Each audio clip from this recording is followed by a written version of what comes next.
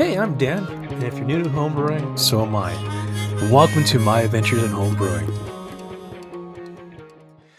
Hey everybody, it's Dan here once more with my adventures in homebrewing, and thank you for coming along for the ride and a beer or two along the way.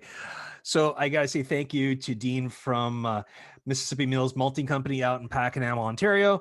Greatly appreciate your time. And yes, sooner or later, once everybody gets vaccinated and also we're able to go and group in masses, I will be coming out and bothering you for some craft malt there, my friend. So guys, if you get a chance, go check him out on Instagram. I believe he also has a Facebook page. Go check them out. Really good guy, really interesting. I hope the TSA has gone in to approve for him to start operating because all his nice new shiny gear is itching to get going. So this week, we're fortunate to have a friend back. We have Kathy Yin Lee, the director of the Canadian Homebrewers Association, back with us. We're going to be talking about something that's upcoming that they are going to be the driving force behind, which is the Canadian Homebrew Day. Kathy, how you doing? Good. How are you? Good. Oh, you brought a friend along with you today. Yep. I've got Griffin here. He's almost 6 months. Oh, well, congratulations. Thanks. So, what's new and exciting? Not much. We're still in what we can do. But we're going to be celebrating Home Day, which is on June 5th. It's first Saturday of every June, and it's our third year doing it. Awesome. So, how did you guys come about declaring that this day in June was going to be the National Homebrew Day? So, the Canadian Homebrewers Association is we only formed in 2018, so we're only about 3 years old. And one of the things that we really wanted to do was kind of bring homebrewers across Canada together. The American Homebrewers Association has a couple of big brew days. So they have Big Brew Day and Learn How to Homebrew Day, which is a really great event for homebrewers across the world, really, and brew. So we wanted to do something similar in Canada. And we started, we kind of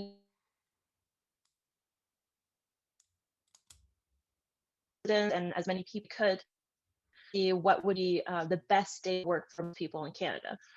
Just because Canada's pretty big and our climate is different across our very large nation, and so generally June should be a fairly warm day for most people, even in the territories. So we decided to make the first Saturday of every June Canadian Homebrew Day. Oh, awesome. So, are people supposed to pledge, register, or just follow along for fun? Just with the pandemic, we're actually so this year we're doing a Zoom brew along. Our Alberta rep Malcolm McKenzie out of Calgary is going to be hosting a brew along starting at 11 o'clock Mountain Time. And the first year we did it, we actually had community brew days at breweries, homebrew supply stores. Just with the pandemic last year and this year, we are advising people to be as safe as possible, obviously. And so, depending on your region's regulations and limitations, if you can brew at home, that's great. If you can meet with some friends. Yeah.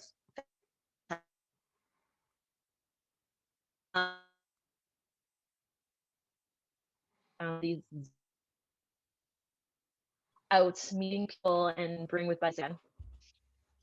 So we recommend you to celebrate by making a homebrew or watching some people to brew if you can't make it out. You've got kids at home and it's hard to carve away 4 or 5 hours to make a brew, or do something simple like a mead. Mead's pretty quick, or cider. So just anything to kind of get your feet wet again if you haven't been brewing for a while, or to try a new recipe.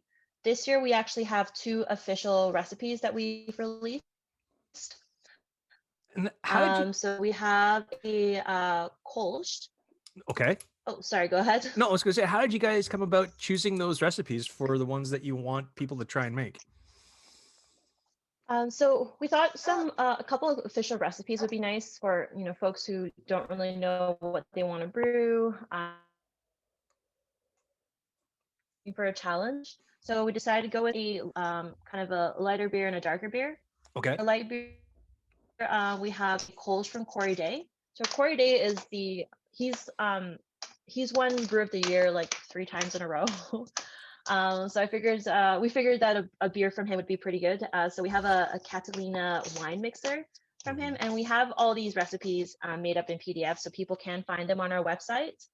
And then the second beer that we have is a tropical stout from Victor North.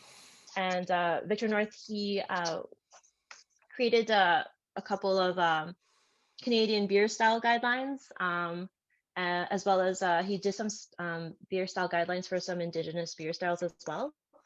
So we thought a couple recipes from these two brewers would be really fantastic. Okay. So I know that you were, or last time we talked, you were saying that you're big into making mead. So do you have any mead working that you're going to be doing for Homebrew Day? I recently, so there's like a ton of lilac bushes in my neighborhood, and I just made some lilac syrup that is fantastic with some lemon juice and carbonated water. Oh, And wow. so if they're still out for Canadian Homebrew Day, I'm going to make a lilac mead. That's impressive. I mean, for me, the only thing that's impressive about my place is that I've actually increased the size of what the brewery can do now because I went and got a glyculture. Oh, nice. Yeah, and I've got now I've got 3 tanks, possibly going to get a fourth. That way they can all get hooked up. The fourth and most likely will be a bright tank, and that's all the small size, so no more than say like 10 gallons. So I'm happy that way. At least I can try to attempt to drink it all.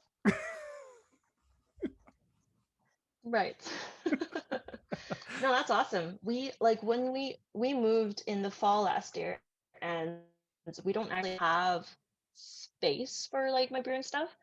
So I've been doing very minimal brewing. I mean, also with 2 kids under 3, it's kind of hard finding time to. But a mead, that's easy to kind of just stir some honey and some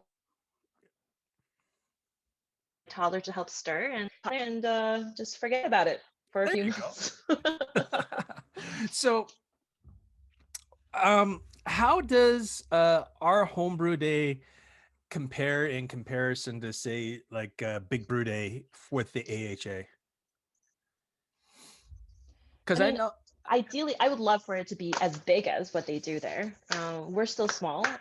We don't have kind of the web infrastructure to have people pledge like volume that they're brewing or anything like that. We're a volunteer run organization, and we just love the hobby and we want to promote it. Yeah. So this year with the 2 recipes, we actually reached out to as many homebrew supply stores as we could find. I think we hit 120 something homebrew stores across Canada. So we kind of reached out to them because we know that homebrew stores are also struggling through the pandemic. Mhm. So having something that's easy for them to put together, like those 2 recipes, the recipe's already there. If people are interested in buying directly from their homebrew store, for them to use that. So we thought that'd be a really nice way to include the homebrew store this year, since they probably can't have people convene and brew together. Yeah. Yeah, that's one thing I've noticed out here in Ottawa is But that yeah, we're big, honestly. yeah, one thing out here in Ottawa is that you can go in and buy your ingredients, you just can't hang out and do anything. I mean, Beer Grains is over in Gatineau, and we can't go across the border right now until our premier says it's okay for us to go across the border. Um, Go Doug. Um, but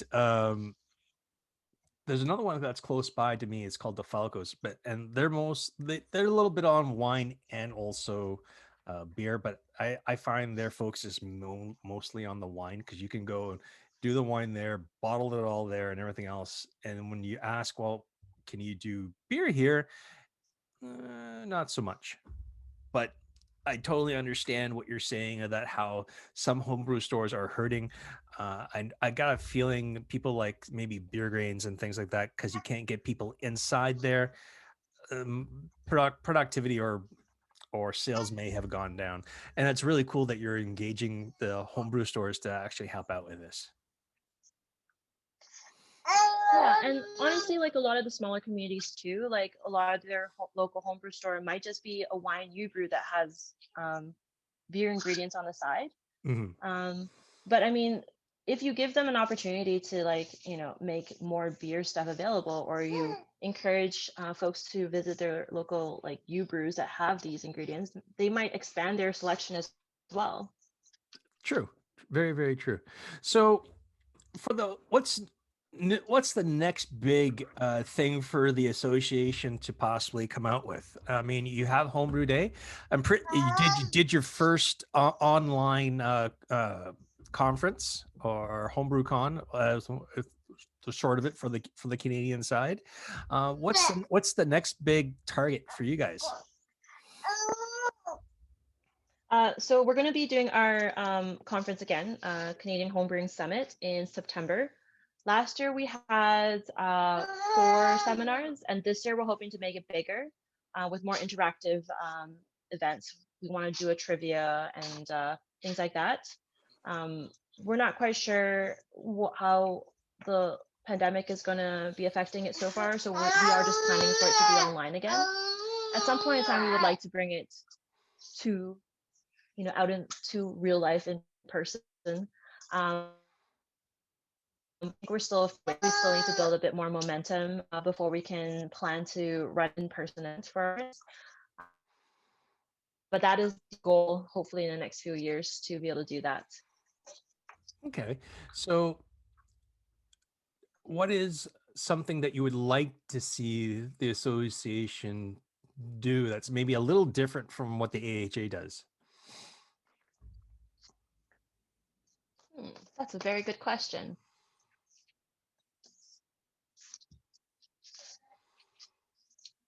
Oh, you're gonna have to edit out this very long pause. It's okay. It's all good. I mean, they have like things like obviously you guys both have the discounts and also you're able to uh, find courses and thing or clubs and everything else. But are you going to maybe eventually do things like well they have the homebrew con, then they have the big beer was it the big beer day or whatever else, and then they have the Great American Beer Festival. Is there anything other than that that you guys would like to see try and happen? Do you want to see more, say maybe summits with, say, producers or local growers or maltsters and things like that come together to see how they can actually help maybe push forward the hobby or beer or brewing itself? So I feel like we do follow the like footsteps of the HA. We are kind of modeling a lot of what we do after what they do. So eventually we would like to have our national competition that's available to everyone, which we're not quite there yet. We are doing educational seminars. That's something that we do. We do monthly speaker series, which is an educational seminar for our members. That the AHA doesn't do that. Um, so I mean, we're also putting out educational articles. Maybe something that I would love to do that is kind of project is doing an archive of past. So in the 80s, and the small publications by local clubs that don't exist online. One of my side projects is collect these kind of club newsletters that have been published and kind of archive them somewhere. Because if you look at historically homebrewing in Canada, there's not a lot of data, there's not a lot of records. That people are doing it, but there aren't any, there's no like records of like your great grandpa's like Yeah. recipe or even like, and I understand like they didn't have phones to take photos with, so maybe photos aren't as um, widely available because people maybe didn't have cameras. But like we don't even have brewing logs or stories. Yeah. So it'd be really nice to kind of fill in the blanks to the history of homebrewing in Canada. Yeah, that would be kind of cool. And maybe even visit some of the maybe areas that were known to be anti-prohibition, which pretty much was all North America, pretty much, but still. Um, Totally. And how like from what I understand, like for the long time, like people didn't really have grains to brew. Like a lot of them were just like um, malt extract, and then you'll just get hopped liquid malt extract. So you wouldn't even really have an opinion on like the hops that are available to your brew. But I mean, we grew barley. We've been growing barley for a very long time. I'm sure Yeah. people would have tried to do all grain, and so it would be nice to know how they did it without hops, or when they did have hops, or how they managed without hops during Prohibition. I have tons of no answers. Well, I do have some So it'd answers be on. nice to like I look do into have that. some answers on that.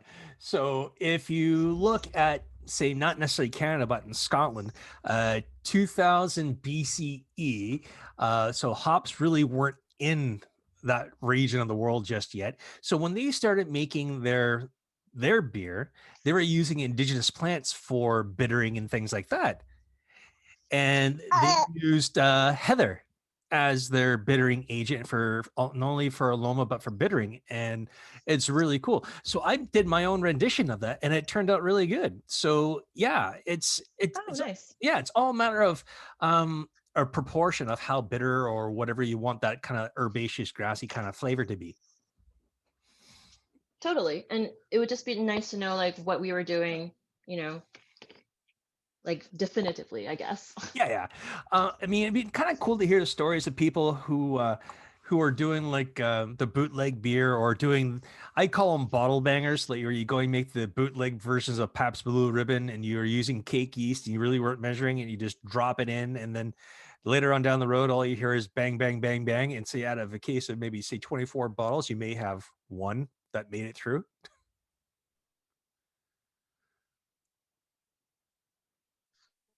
Yeah. But yeah, I think that's something that I would love to kind of add as like a aspect that we do. Right now, it's still a bit challenging, kind of collecting stories from people and getting that kind of documentation, because people move, Mhm. documents get burned in house fires. People may not be collecting their homebrewing stuff from like the 80s or Yeah. so yeah, so I would love to see that, that as something we expand into in the future. Are you still doing the stories of homebrewers? Like if they want to write about their kind of like their journey or whatever else and what they're doing? A little bit. We haven't really been doing that in the last little bit. We haven't had people really interested. Um, I think people are like fatigued from the pandemic, and people made kind of like likely to uh, like the extra time and energy. Oh, sorry. That's okay. Um, yeah, so we haven't been doing any homebrew profiles. We've kind of just if we found anyone who's been doing anything interesting in terms of homebrewing, we've kind of just asked them to come on our speaker series to talk about it. Mhm. Some of the recent articles we've been focusing on is we have a series on off flavors and beer math. So a little bit more of the kind of sciencey and geeky part of beer, of home brewing. There's a future Yes. brewer. Some chubby cheeks. Yep. I can't remember when my kids are that small. Yeah, my kids are like 20 and 17, I so I don't know can't why the remember. connection is so bad. That's okay. I can't remember when my kids were that little. They're like, my son's 20 and 6'3", and Oh my god, daughter's 17. So, that's crazy. oh yeah, absolutely, absolutely. All right. So, is there anything that you want to plug for the association, for anything that's up and coming, or anything that you want to really stress to everybody? Yes. So definitely, if you can, try to brew on June 5th, Canadian Homebrew Day. If you tag your socials with hashtag Canadian Homebrew Day, we'll to find it and share it if possible. And we'd love to see what you're doing on that day. I know the pandemic is long and dreary, and hopefully this is the last year that we're brewing alone by a Zoom screen. And Yeah, hopefully really. next year when we do this again, we'll be able to kind of meet up in groups and kind of get together and actually celebrate it. That'd be a lot of fun. It would be a lot of fun. So Mm. I think you're like your time is being dominated by someone more important than me. So we're gonna say thank you very much and let you go so you can go and hang out with your little guy and have a good day. So guys, this is Kathy from the Canadian Homebrewers Association. Go check them out. Go check out the Catalina wine mixer, the tropical stout they have online. Make a plan to brew on, I believe was the 5th of June this year, and share everything that you do online, be it through Facebook, be it through Instagram, be it through YouTube, whatever you guys use to get your message out there. Tag them. Hashtag Canadian Homebrewers Association, hashtag Canadian National Brew Day, and we'll go from there. Guys, thanks a lot for coming along for a beer or two along the way. And this is Dan and Kathy and her youngest little friend there. And we'll see you on the other side.